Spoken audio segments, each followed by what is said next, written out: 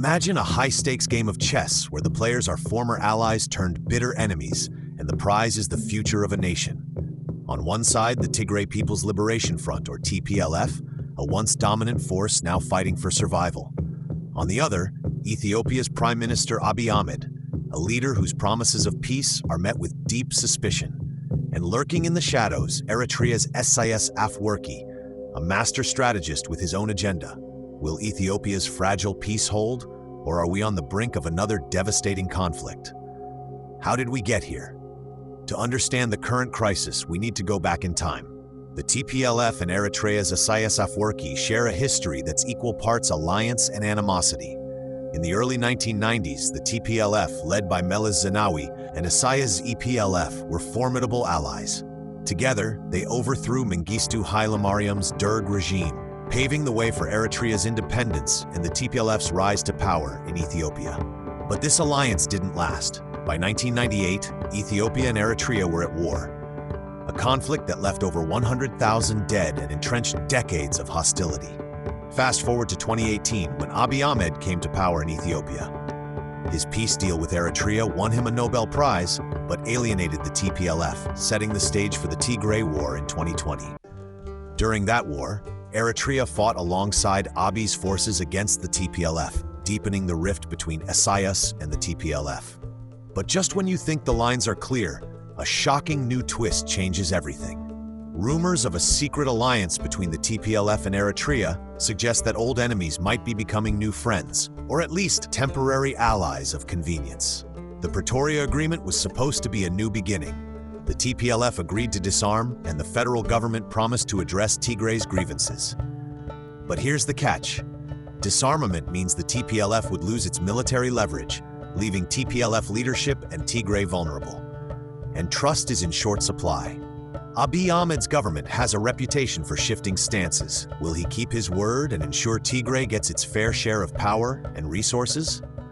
The TPLF isn't so sure. Publicly, they commit to peace, but privately, they hesitate to fully implement the agreement. Why? Because without their military, they're at the mercy of a government they don't trust.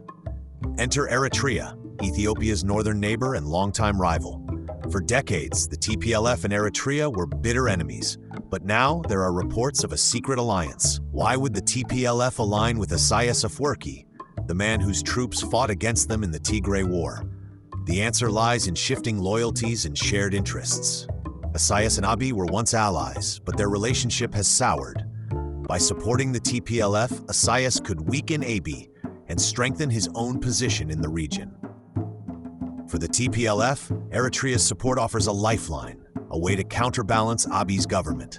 But could this unlikely alliance be the TPLF's best chance, or a fatal mistake? Meanwhile, Abiy Ahmed is facing his own challenges. In the Amhara region, the Fano militias are waging a guerrilla war against the federal government. This conflict has destabilized one of Ethiopia's most populous regions, diverting resources and attention away from Tigray. For the TPLF, Abiy's troubles are an opportunity. The weaker the federal government, the stronger their position. But this also raises the risk of broader instability. The Horn of Africa is a tinderbox, and any spark could ignite a regional crisis.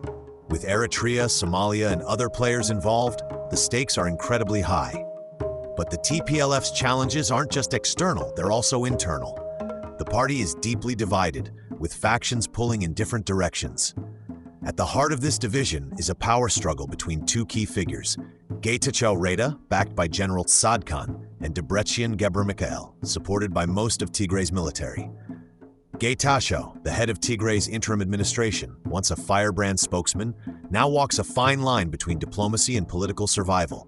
Can he hold his ground, or will the Debretsion wing of the TPLF push him aside? Getachew is seen as Abiy's closest ally within Tigray, advocating for the full implementation of the Pretoria Agreement, including the controversial disarmament, demobilization, and reintegration (DDR) process. But this stance has made him a lightning rod for criticism within the TPLF. Many party members in Tigray's military, particularly those aligned with Debretsion, view Getachew as too accommodating. They fear that his cooperation with Abiy undermines Tigray's leverage, leaving the region vulnerable to federal control. With tensions rising and the balance of power shifting, The question remains, is TPLF headed for a political implosion, or will one faction emerge victorious? But this isn't just about ideology or strategy, it's also about power. Different factions within the TPLF have strongholds in various parts of Tigray, and control over these regions is a key source of influence. Personal ambitions and historical grievances also play a role, as some leaders feel sidelined or betrayed by others. This internal division is a major obstacle for the TPLF. If they're to regain their strength or even consider another conflict, they'll need to resolve these divisions first. But with Abiy's government actively exploiting these fractures, the TPLF is walking a tightrope, trying to balance internal unity with external pressures. So where does this leave us? The TPLF is walking a tightrope, balancing public commitments to peace with private preparations for conflict.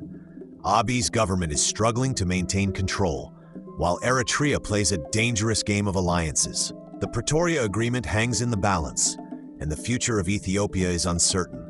There are three possible scenarios. First, a prolonged stalemate with neither side willing to make the first move. Second, renewed conflict as mistrust and shifting alliances boil over. Or third, a fragile peace held together by international pressure and sheer necessity. Which scenario will play out? Only time will tell. The story of Ethiopia's fragile peace is a reminder of how complex and unpredictable geopolitics can be.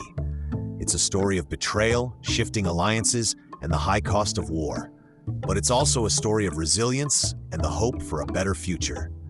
If you were in their shoes, would you trust the Pretoria Agreement? Drop a comment below, let's discuss. And in our next episode, we'll uncover the hidden players shaping this crisis behind the scenes. Don't miss it. If you find this video insightful, don't forget to like, share, and subscribe for more. Thanks for watching, and I'll see you in the next video.